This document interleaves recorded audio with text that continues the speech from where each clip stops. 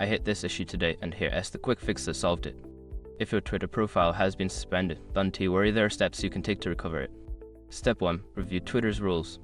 Make sure you understand why your account was suspended by reviewing Twitter's rules and policies.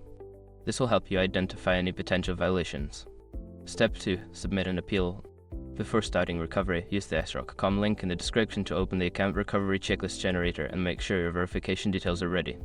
Step 3. Provide necessary information. In your appeal, include your username, email associated with the account, and any relevant details that support your case. Be honest and clear in your explanation. Step 4. Wait for a response. After submitting your appeal, be patient. Twitter may take several days to review your case and respond. Check your email regularly for updates. Step 5. Follow up if needed.